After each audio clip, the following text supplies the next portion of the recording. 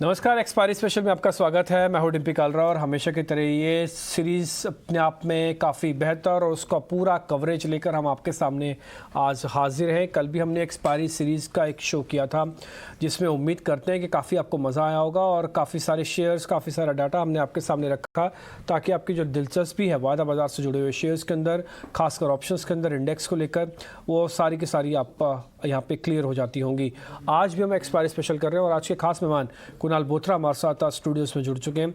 उनसे हम बातचीत करेंगे और पता करेंगे कि आगे चल के बाज़ार कैसे चलेगा, उनके कुछ शेयर्स पता करेंगे। इसके अलावा कुणाल के अलावा हमने कई एक्सपर्ट से और बातचीत की है, उन सब के शेयर्स भी आपके स्क्रीन पे लेके आएंगे ताकि आप सितंबर सीरीज़ के लिए तैयार हो जाएंगे। लेकिन उस सबसे पहले कार्यक्रम में आगे बढ़े, दो कार्यक्रम में जो पिछले लास्ट दो कार्यक्रम गए उसका रिपोर्ट कार्ड पहले आपके सामने लेके आते हैं। उसमें राहुल शर्मा और साथ ही साथ प्रशांत सावंत ने जो ट्रेड्स दिए थे उसका रिपोर्ट कार्ड पहले आपके सामने रखते हैं।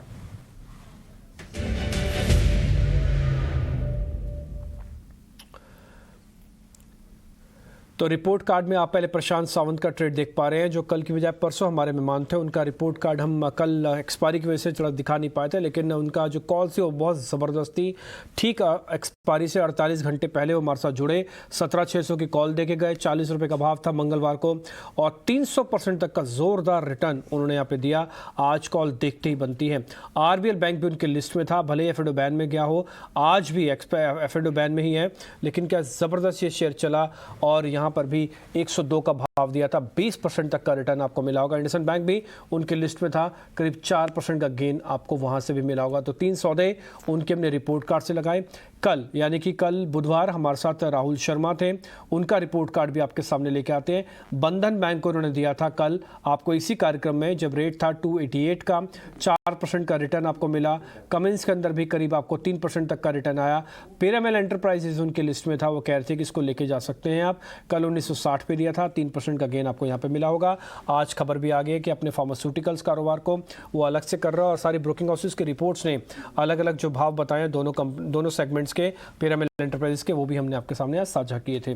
तो ये राहुल शर्मा का रिपोर्ट कार्ड भी हमने आपके सामने रख दिया। आज कुणाल बोथरा से बातचीत कर रहे हैं तो इनका रिपोर्ट कार्ड कल हम आपके सामने रखेंगे। जो कुछ बेहतरीन ट्रेड हमको आज सुझाएंगे उस पर बातचीत होगी, लेकिन क्योंकि डाटा आपके सामने रखना ज़रूरी है, सबसे पहले हम जरा रोल ओवर का नंबर्स आपके स्क्रीन पर लेके आते हैं कि इस समय रोल ओवर की सिचुएशन क्या है। निफ्टी पर अभी तक का जो रोल ओवर है करीब वो 68% के अराउंड आ गया है और बैंक निफ्टी पे 65% है। आज शाम होते होते करीब 78% का रोल ओवर होना चाहिए। अगर ये हो जाता है तो फिर ये एवरेज रोल ओवर की कैटेगरी में गिना जाएगा, नहीं तो एक कमज़ोर रोल ओवर वाली सीरीज़ मानी जाएगी। एक और चीज़ इस सीरीज़ के अंदर इंपॉर्टेंट है, वो है high premium on the next series. ये एक बुलिश का सिग्नल होता है कि अब जब आप अगली सीरीज़ में जा रहे हो, आप कम पैसे दे के जा रहे हो कि आप ज़्यादा पैसे दे के जा रहे हो। तो जो लॉन्ग कर रहे हैं वो ज़्यादा पैसे दे के जा रहे हैं, जो शॉर्ट कर रहे हैं उनको तो ज़्यादा प्रीमियम का कई बार बेनिफिट आ जाएगा अगर बाजार गिरा तो, क्योंकि उनको 90 पॉइंट ऊपर पे रोल मिलेगा और अगर एडजस्ट भी हुआ, स्क्वीज भी हुआ तो 30-40 पॉइंट्स का गेन तो सिंपल सा उनके अकाउंट में आ जाएगा। बट हाँ, जो तेज़ी ही लेके जा रहे हैं आगे कंटिन्यू कर रहे हैं इंडेक्स की, उनका रोल ओवर कॉस्ट इस बार काफ़ी ज़्यादा बढ़ गया है। ये कुछ ज़्यादा रोल ओवर वाले शेयर आपकी स्क्रीन पर हैं, कोलगेट, मुथूट, बालकृष्ण और इन्फो एज। साथ ही जो कम रोल ओवर वाले शेयर्स हैं वो भी आपकी स्क्रीन पर आ जाएंगे। वहाँ पर आप देखेंगे, हालांकि कम रोल ओवर में ऐसा नहीं बोलूँगा कम है, बट हाँ एवरेज से थोड़ा सा नीचे चल रहा है। जैसे CG है, हिंडाल्को है, कोरोमंडल है, रेमको है। ये मैं आपको ज़्यादा और कम इसलिए दिखाता हूँ क्योंकि यही शेयर आगे चल के सबसे ज़्यादा एक्शन वाले शेयर बनने वाले हैं। क्योंकि आप मिडल ऑफ द पाथ होंगे ना तो आप उनमें एक्शन ज़्यादा नहीं आता। जिसमें सबसे ज़्यादा रोल ओवर और जिसमें सबसे कम रोल ओवर, वो सबसे इंटरेस्टिंग पार्ट होता है। ये आपके सामने हमने डाटा रखा। हमने सुबह ना सेक्टर के हिसाब से भी रोल ओवर का नंबर्स निकाले कि किस किस सेगमेंट में, यानी कि कौन कौन सा सेक्टर्स अच्छा रोल ओवर पॉजिटिव दिखा रहा है और कहाँ पर नेगेटिव रोल ओवर ट्रांसफ़र हुआ है इस सीरीज़ के अंदर। वो ग्राफिक्स भी आपकी स्क्रीन पर आ जाएंगे। निफ्टी, बैंक निफ्टी के फ्यूचर्स भी आपकी एक बार स्क्रीन पर हम वापस से ले आते हैं और कुणाल जी फिर हमको बताएंगे कि इस समय हमको करना क्या है।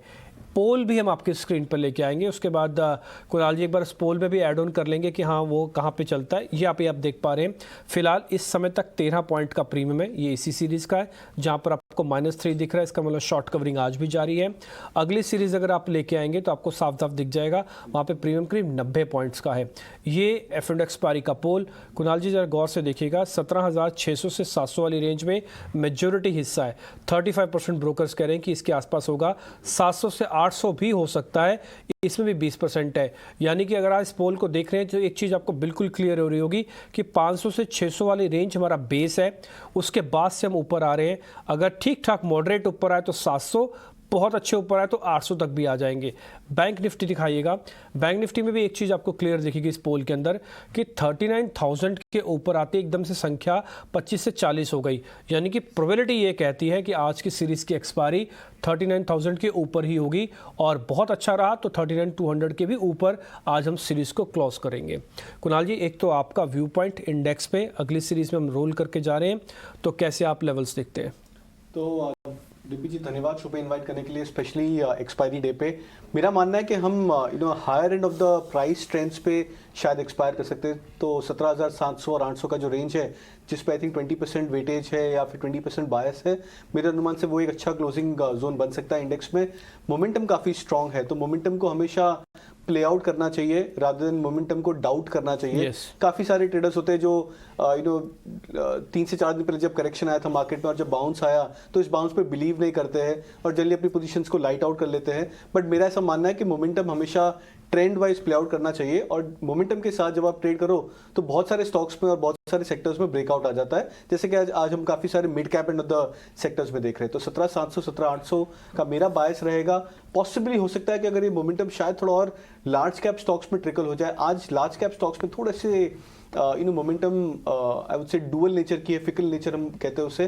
तो अगर वो पिकअप हो जाता है maybe in the next hour और सो, तो मेरा मानना है कि 17,800 के आसपास भी हम क्लोजिंग दे सकते हैं इंडेक्स में। और बैंक निफ्टी आई थिंक 39,200 का बेस है, तो उस बेस को मद्देनजर रखते हुए उस पर भी बुलिश कॉल लिया जा सकता है। मतलब आप ये कह रहे हैं कि लॉन्ग की पोजीशंस रोल की जा सकती हैं? जी हाँ। शॉर्ट की पोजीशंस अगर आप यहाँ पे काटना चाहें तो आप एक बार काट दीजिए, आगे की सीरीज़ अगली सीरीज़ में देखेंगे। उसको रोल करना थोड़ा खतरनाक हो सकता है, क्योंकि अभी भी हम बुलिश नोट पे ही सीरीज़ को रोल करके जा रहे हैं। हालांकि रोल ओवर के नंबर्स कम है, बट फिर भी ठीक है, जो हो रहा है वो काफ़ी बुलिश और काफ़ी पॉजिटिव ही हो रहा है। एक चीज़ हम प्रीमियम, मैं सॉरी आपको इंटरप्ट करूंगा, बट प्रीमियम का जो पॉइंट है ना, वो आपने जो कहा डिम्पी जी, वो बहुत इंपॉर्टेंट पॉइंट है।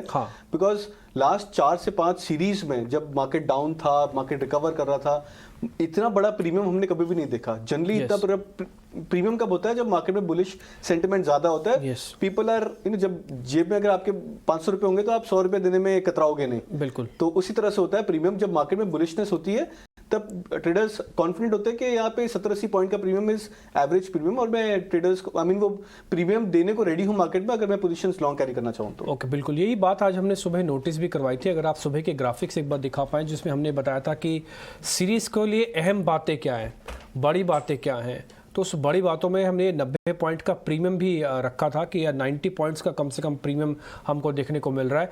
इसी बड़ी बात में आप ये भी देखेंगे कि RBL bank on the day of derivative expiry वो बैन में है, बाकायदा एफ&ओ बैन में है। इसी बड़ी बात पे हमने ये भी रखा था कि इस बार सीरीज़ का जो रोल ओवर है वो थोड़ा सा कम हो रहा है, स्लाइटली कम रोल ओवर है, पॉजिटिव एक्सपायरी है, बैक टू बैक 3% का गेन हमको मिलेगा। और पिछली सीरीज आपको याद होगी 8% आपने कमाया, तो ये बैक टू बैक दूसरा ऐसा समय है जब 8 के बाद 3 हमको देखने को मिल रहे हैं। जुलाई सीरीज आपने देखा 8% तक का गेन आया। कुणाल जी, मैं और डिस्कस करूं आपसे शेयर्स जहां हमने फ्रेश लॉन्ग शॉर्ट्स निकाले। इससे पहले मैं आपको उससे ज़रा ट्रेडिंग कॉल्स आपकी जानना चाहता हूं जो सितंबर सीरीज़ के लिए बहुत इंपॉर्टेंट है। तो मेरा मानना है कि 2 सेक्टर या 2 स्टॉक्स जो है जो बहुत ही स्ट्रॉन्ग टर्न अराउंड मोड पे है। इंडसइंड बैंक जो हमने पहले भी काफ़ी अच्छा डिस्कशन किया है इस पर, मेरा मानना है कि I think stock big turn around पे आ चुका है और प्राइस परफॉर्मेंस वाइज भी बहुत ही बढ़िया लग रहा है।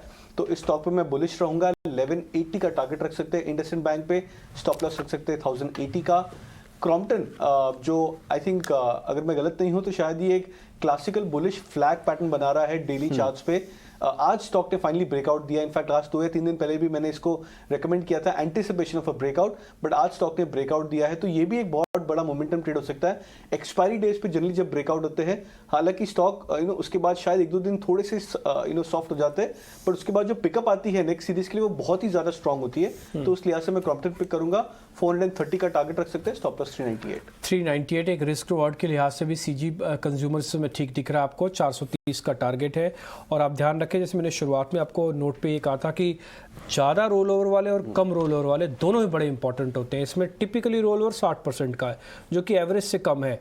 60% का रोल ओवर यानी कहने का मतलब कि लोग अपना जो आज का स्टांस है वो आगे कैरी नहीं कर रहे, तो नया स्टांस बनाएंगे और अगर नया स्टांस बनाएंगे तो रिवर्सल के साइन आपको साफ साफ दिखेगा और आपको क्रॉम्पटन के अंदर दिख भी रहा होगा। इंडसइंड बैंक आज चल इसलिए नहीं रहा क्योंकि ये कल थोड़ा चला हुआ था और इसका रोल ओवर भी काफ़ी स्ट्रॉन्ग है, इसलिए 1180 ये अगली सीरीज के अंदर प्रिपेयर हो जाएगा। और आपको ध्यान होगा 1000 का एक लेवल की इंपॉर्टेंस हमने आपको बताई थी। 1000 के ऊपर कम से कम 10 से 15% देने की कैपेसिटी रखता है और उसका अगर 15% कैलकुलेट करेंगे तो 1150 ही आके बनेगा। 1180 तक का टारगेट कुणाल जी का 1080 एक स्टॉप लॉस है। इसके अलावा हमने कुणाल के अलावा कई और एक्सपर्ट से भी बातचीत की है, उनके ट्रेड भी एक बार आपके सामने रख देते हैं ताकि जब आप अगली सीरीज के लिए जा रहे हैं तो आपको पता होना चाहिए कि मेरे पास कौन कौन से शेयर है।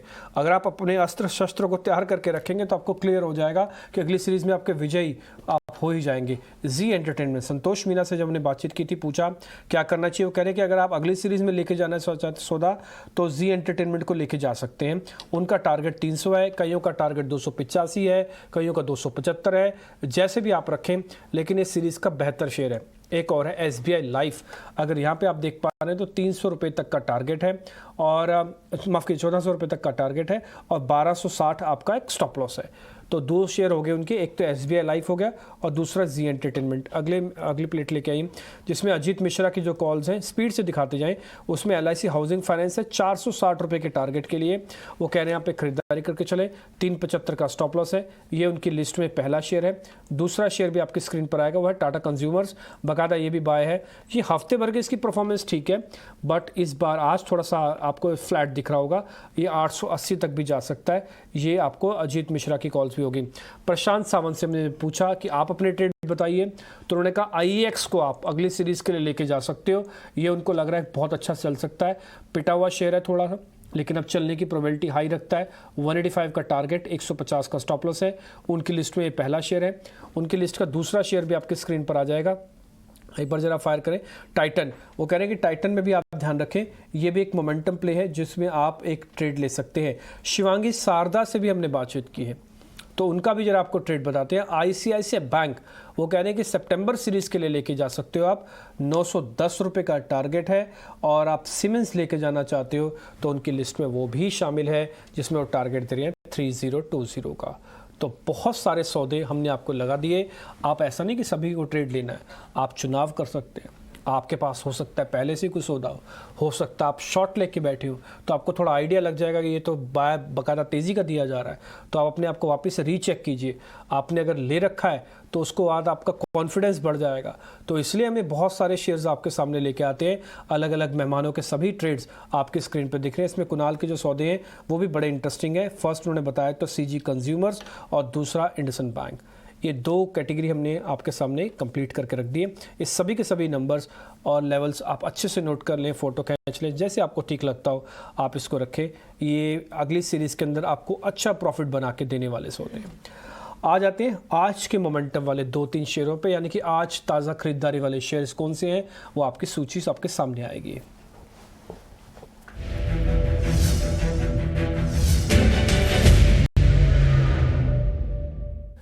सर आज 2 शेयरों ने इनफैक्ट कमाल किया। एक तो ब्लॉक डील के ज़रिए BHEL वापस से तेज़ हो गया, एकदम से गर्म हुआ और इसने अपने जो 55-56 वाली रेंज है उसको आज पार करके अभी दिखा रहा है और वो on the day of expiry दिखा रहा है।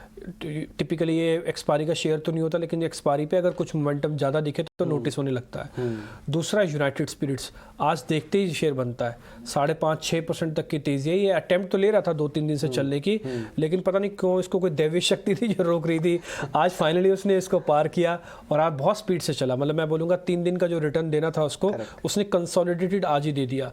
इन दोनों पर आपका व्यू पॉइंट क्या है? दोनों ही बढ़िया चार्ट है। इनफैक्ट मैं यूनाइटेड स्पिरिट्स से चालू करूंगा बिकॉज ये स्टॉक मैंने मॉर्निंग में भी मैंने ट्रैक किया था जब ये 800 के लेवल्स को क्रॉस कर रहा था। बहुत ही क्लासिक मोमेंटम स्टॉक में नजर आ रहा है। और सबसे बेस्ट बात है कि कहीं पे भी इंट्राडे अगर आप चार्ट देखो, लास्ट 2 आवर्स या 3 आवर्स का चार्ट देखोगे तो कहीं पे भी एक मेजर डिप नहीं आया स्टॉक में। खुलते ही स्टॉक में बाइंग आई और उसको कंसिस्टेंसी रखी गई है बाइंग में। तो ये एक बहुत इंटरेस्टिंग पैटर्न है यूनाइटेड स्पिरिट्स में। जनरली ये देखा नहीं जाता है बिकॉज मैं स्टॉक को बहुत क्लोजली ट्रैक करता हूँ। जनरली जब ऐसे 4% 5% का मूव आता है उसके बाद स्टॉक ठंडा पड़ जाता है, रिट्रेस हो जाता है, प्रॉफिट बुकिंग हो जाती है स्टॉक्स में। बट आज की एक्शन के बाद ऐसा लग रहा है कि आई थिंक ये बहुत अच्छा टर्न अराउंड मूव हो सकता है। और अगर आप दूसरे स्टॉक्स की बात अगर BHL नहीं, जैसे कि मैं अगर दूसरे stocks in the same space, global spirits की बात करूं, यूनाइटेड ब्रूवरीज की बात करूं, तो इनमें ज्यादा एक्शन नहीं नजर आ रहा है। तो ये भी एक इंडिकेशन हो सकता है कि शायद मोमेंटम शिफ्ट हो रहा है from other names towards United Spirits. तो ये एक बहुत अच्छा बाय बन सकता है यूनाइटेड स्पिरिट्स करंट लेवल से भी। मैं सितंबर सीरीज के लिए टारगेट रखूंगा करीबन 865 का, स्टॉप लॉस रख सकते हैं 810 का। ओके ठीक है, तो आप यहाँ पे डेली चार्ट एक काम करते हैं, मैं अपनी स्क्रीन से भी जरा शो कर देता हूँ आपको, ताकि आपको क्लियर हो पाएगा कि आज की कैंडल ने असल में आज बियर्स का हाल क्या किया है। आज 6% आप देख पा रहे हैं अपनी स्क्रीन के अंदर, मैं आपको दिखा दूंगा। तो आज ये जो 6% की तेज़ी, पहले लेवल्स भी नोट कीजिएगा। हाँ, 865 तक का टारगेट है, अब आपको 810 का स्टॉप लॉस होगा। आप सिर्फ इस वाले हिस्से को देखिएगा जहाँ पे भी मैं मार्क कर रहा हूँ, आपको 2 इंपॉर्टेंट ऑब्जर्वेशन दिख जाएंगी जहाँ पे हमने गोला मार्क किया। कुणाल जी शायद आप यही कहना चाहते हैं, एक तो 3 कैंडल्स बैक टू बैक, इसको एक ही दिन में इनगल्फ हो गया, फर्स्ट। दूसरा, आप वॉल्यूम का पैटर्न देख पा रहे होंगे, क्या स्लाइडिंग अच्छा शानदार वॉल्यूम आया। दूसरा, डेली चार्ट्स पे इसने दोनों एवरेजेस को ब्रेक किया हुआ है और अपने एक गैप को फिल करने के लिए जा सकता है जो करीब करीब 865 की रेंज में आता है। इसलिए आपको टारगेट मिल जाएगा यूनाइटेड स्पिरिट्स का, यही जो कुणाल जी आपको बता रहे हैं। सर BHEL पे कुछ टेक होगा आपका? तो ये भी एक इंटरेस्टिंग चार्ट है BHEL। राइटली आपने बताया जैसे कि ये स्टॉक जनरली बहुत धीमा पड़ जाता है, 50-55 के रेंज में चलता है। बट जब ये एक्सपायरी के डेज या ऐसे कोई स्पेसिफिक डेज पे जब ये स्टॉक चलता है, तब ये एक इंडिकेशन होता है कि मोमेंटम वापस शिफ्ट हो रहा है स्टॉक में। 57.5 के आसपास ट्रेड कर रहा है स्टॉक। बट मेरे अनुमान से ये भी बहुत अच्छा बेट बन सकता है। इसमें सिर्फ एक ही कैच है, stop loss, because generally BHEL ऐसा स्टॉक है जिसमें आपको बफर रखना पड़ेगा करीबन 2 से ढाई रुपए का। तो वही एक कंसर्न होता है स्टॉक्स में, बिकॉज लॉट साइज बड़ी है और हम स्टॉप लॉस जब हम 2.5 रुपए का रखे तो वो भी मल्टीप्लिकेशन वाइज, वैल्यू वाइज बहुत ज्यादा हाई हो जाती है। तो ये जनरली हम कहते हैं कि ये हाई रिस्क स्टॉक है। वही ट्रेडर्स ले जो प्रेफर करे हाई रिस्क बेट, या जो काफ़ी ओके हो जाते हैं ऐसे बड़े M2M स्विंग्स एब्जॉर्ब करने के लिए, तो उस पर भी मैं रेकमेंड करूंगा 62.5 का टारगेट रख सकते हैं, जो करीबन 5.5 रुपये होगा करंट लेवल से। स्टॉप लॉस 55 का रख सकता है। बिल्कुल, 62 रुपये 50 पैसे तक ये शेयर आ सकता है। आप इसके टारगेट एक बार नोट कर लीजिएगा। स्टॉप लॉस भी आपको सर दे। सर इसका स्टॉप लॉस क्या है? 55 55 रुपये का स्टॉप लॉस, 62 रुपये 50 पैसे टारगेट। कुणाल जी ने 2 आज के ट्रेंडिंग स्टॉक्स में से आपको और शेयर बता दिए। ये हम जानबूझ के आपके सामने ज़्यादा से ज़्यादा शेयर को कवर करने की कोशिश कर रहे हैं, ताकि अगली सीरीज आपके लिए कोई तनाव हो, कोई चिंता वाली ना हो। आपको बहुत क्लियर होना चाहिए कि मेरे को क्या लेना है, किस लेवल पे लेना है, क्या स्टॉप लॉस, क्या टारगेट और कौन से चुनिंदा स्टॉक्स लेने हैं। 195 से ज़्यादा स्टॉक्स है वायदा बाजार के अंदर, आप इतने शेयर खरीद भी नहीं पाएंगे। तो जो छटाए शेयर है, बेहतर शेयर है, वो आपकी स्क्रीन पर आएंगे। BHEL के चार्ट आपको एक बार वापस से स्क्रीन पर दिखा देते हैं। अगर आप यहाँ पे देखोगे तो 2 डाउनवर्ड स्लोपिंग चैनल्स था, उसका टिपिकली शानदार ब्रेकआउट्स दिया हुआ है और दोनों का बेस आप देख पा रहे होंगे एक जैसा ही है। यानी कि ये फर्स्ट बेस है, उसी का सेकंड बेस भी बना, उसी के बाद थर्ड बेस भी बना और 2 डाउनवर्ड चैनल स्लोपिंग का ये ब्रेकआउट है और दोनों का एवरेज का ब्रेकआउट भी है। तो ये एक अच्छी चीज़ आपको स्क्रीन पर दिख रही होगी और ये ब्रेकआउट आपके काम आ सकता है। ये जो आप अपनी स्क्रीन पे इस समय कॉर्नर में देख पा रहे हैं, ये दोनों एवरेजेस का ब्रेकआउट भी है, चैनल का ब्रेकआउट होने के बाद का। आगे बढ़ते हैं सर, कुछ शॉर्ट कवरिंग के शेयर्स भी हैं हमने। सिटी यूनियन बैंक एक ऐसा बैंक है जो इस सीरीज़ के अंदर बहुत अच्छा चला। करेक्ट, ये अगली सीरीज़ के अंदर भी सर चल सकता है, क्योंकि शॉर्ट कवरिंग आज भी हो रही है। टिल डेट ये आज शॉर्ट कवरिंग का कैंडिडेट है। और एक है बलरामपुर चीनी, ये लास्ट में जाते जाते शॉर्ट कवरिंग कर रहा है सर। तो दोनों ही चार्ट्स इंटरेस्टिंग है। अगर मैं बलरामपुर चीनी से चालू करूंगा, बिकॉज उसका अगर हम डेली चार्ट देखें लास्ट 3 मंथ्स का, जब से स्टॉक एक कंसिस्टेंट लोअर लोज और लोअर हाइज का पैटर्न बना रहा था, वो टाइम में अगर हम इंडिकेटर को मैप करें, जैसे कि RSI को मैप कर दे, तो हम कहते हैं टेक्निकली क्लासिक डाइवर्जेंस फॉर्म हो रहा था। तो बलरामपुर चीनी स्टॉक प्राइस वाइज न्यू लो बना रहा था, बट इंडिकेटर वाइज जो RSI थी वो हायर लोज बना रहा था। तो कहीं ना कहीं ये इंडिकेशन होता है कि बहुत जल्द स्टॉक में ये जो करेक्टिव वेव वो एंड हो जाएगी और उसके बाद में एक न्यू वेव ऑफ बाइंग आएगी। आज शुगर सेक्टर पे ओवरऑल भी एक अच्छी न्यूज़ है, तो वो भी एक अच्छा इंडिकेशन है कि शायद बलरामपुर चीनी का जो डाउन ट्रेंड था वो ऑलमोस्ट फिनिश हो चुका है और यहाँ से पॉसिबल है कि स्टॉक वापस से एक इन लाइन जोन पे आ सकता है मार्केट परफॉर्मेंस से, जो लास्ट 2 या 3 मंथ में वो अंडर परफॉर्म कर रहा था। अगर ये एट पार भी आ जाता है मार्केट के, तो यहाँ से लगभग 25 से 30 रुपया भी यहाँ से रैली कर सकता है। तो करीबन 380-85 का टारगेट रख सकते हैं बलरामपुर चीनी में। अगर स्टॉप लॉस आप रखें, थोड़ा सा डीप स्टॉप लॉस रहेगा, बट करीबन 344 का स्टॉप लॉस रख सकते हैं इस पे। बिल्कुल, आपको एक स्टॉप लॉस भी मिल रहा है और आपको जो टारगेट है 380 का। टिपिकली आप जहाँ पे एक पिंक कलर की लाइन आप देख पा रहे हैं वो एक्चुअली इसका 200 दिन का डेमा है और 200 दिन का माफ़ कीजिए एक्सपोनेंशियल मूविंग एवरेज है, एमआ है। तो यहाँ पे आके शेयर रुक सकता है, अदरवाइज ये पुल बैक का सौदा है। अपने लोस को अच्छे से प्रोटेक्ट करने की इसको आदत सी हो गई। अब ये देख लेंगे आप, पहले 1 2 3 लोस और उसके बाद ये वाला हिस्सा भी मैं इसको भी थोड़ा फॉल्स मानते हुए वापस से इसको सेम ब्रैकेट पे मानता हूँ और ये अचीव करने के लिए जाएगा।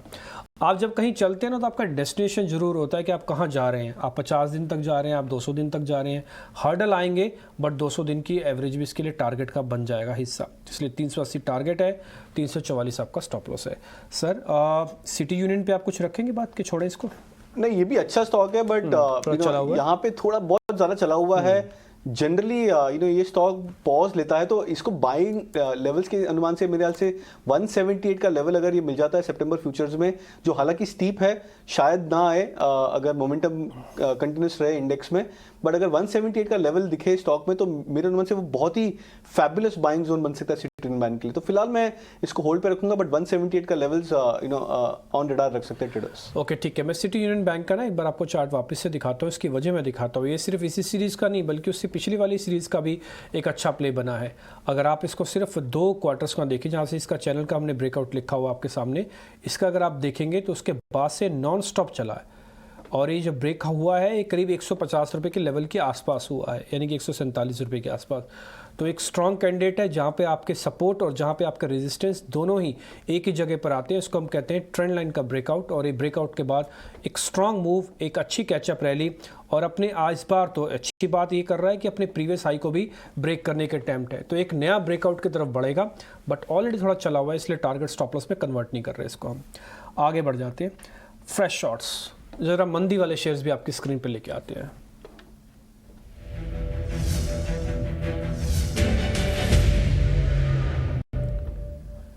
सर अदानी ग्रुप में बहुत ज़ोरदार मूवमेंट आया, लेकिन सीरीज़ के एंड में टिपिकली प्रॉफिट बुकिंग होती है। आज अदानी एंटरप्राइजेस में हालांकि बहुत ज़्यादा गिरावट तो नहीं है। कल क्या अच्छा BTST कैंडिडेट था, आज अच्छा ओपन किया, लेकिन आज बाजार के चलते हुए अदानी लाल निशान में आ गया वापस। तो ये महज एक छोटी सी प्रॉफिट बुकिंग है या फिर यहाँ पे आके कहीं टॉप बनता हुआ दिख रहा है आपको? देखो, एक्चुअली फ्रैंकली स्पीकिंग टॉप बनता हुआ नजर आ रहा था काफ़ी टाइम पहले, जब RSI 80-85 के लेवल्स को हिट कर चुका था अदानी एंटरप्राइज में, जो कि अगर मैं सही होऊंगा तो शायद वो जुलाई एंड के आसपास था, जब स्टॉक 2600-650 के लेवल्स को क्रॉस कर चुका था। पर उसके बाद भी स्टॉक ने बहुत अच्छा ट्रैक्शन दिया है। आज भी डेली चार्ट्स पर अगर हम देखें तो RSI में अभी भी डाइवर्जेंस नजर आ रहा है अदानी एंटरप्राइज में। तो ये डाइवर्जेंस एक ऐसा इंटरेस्टिंग कॉन्सेप्ट होता है जिसमें हम रादर देन स्टॉक को हाई में शॉर्ट करने से के बजाय अगर वो ब्रेकडाउन का सिग्नल दे तब शॉर्ट करे, तब बहुत ज़्यादा स्ट्रॉन्ग ट्रेंड मिल सकता है स्टॉक में। तो स्टॉक ने आज कंफर्मेशन तो दे दिया है RSI डाइवर्जेंस का, बट अगर इन केस अगर स्टॉक एक स्ट्रॉन्ग अप मूव दे दे आने वाले कुछ एक दिनों में तो डाइवर्जेंस फेल भी हो सकता है। तो कंफर्मेशन पे प्ले कीजिए अगर शॉर्ट्स प्ले करना है तो। फिलहाल राइट टाइमिंग नहीं है अदानी एंटरप्राइज को शॉर्ट करने के लिए। अगर ये 2 दिन पहले का जो लो स्टॉक ने क्रिएट किया था करीबन 3000 के आसपास, उस लेवल को ब्रेक करे तब एक बहुत बढ़िया ट्रेड बन सकता है, बिकॉज वहां पे फिर हम स्टॉप लॉस करीबन रख सकते हैं 100-125 पॉइंट 3125 के आसपास, और फिर हम टारगेट्स जो डाउनसाइड में खेलेंगे वो करीबन 2700-2600 का टारगेट भी हो सकता है। तो करंट लेवल्स पे शॉर्ट नहीं रिकमेंड करूंगा, बट इसको मैं डेफिनेटली वॉच करूंगा 3000 के नीचे। ओके ठीक है। सर मैं एक और शेयर आपके सामने रखता हूँ, कोरोमंडल। क्या ये अनवाइंडिंग का शेयर आपको ज़्यादा डिस्टर्ब करेगा क्या? कोरोमंडल ये हमारे अनवाइंडिंग की शेयर की लिस्ट की कैटेगरी में है।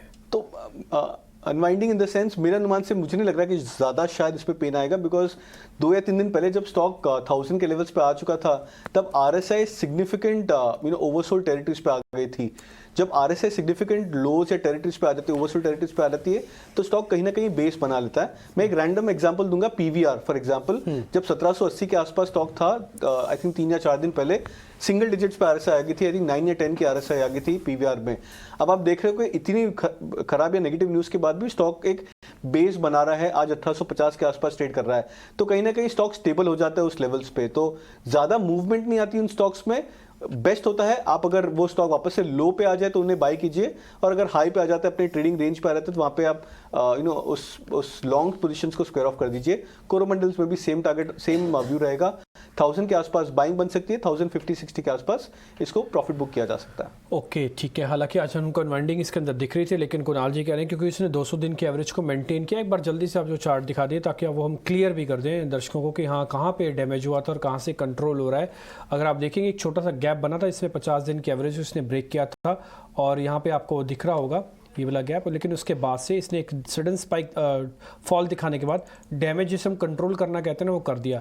रही बात चैनल की, तो चैनल तो अपवर्ड राइजिंग ही है, बढ़ने वाला क्रम है, तो उसके अंदर किसी भी तरह का कोई खास बड़ी दिक्कत आपको दिख नहीं रही होगी। ये कोरोमंडल इंडस्ट्रियल का चार्ट है। बहुत बहुत शुक्रिया sir, thank you very much आज कार्यक्रम में जुड़ने के लिए।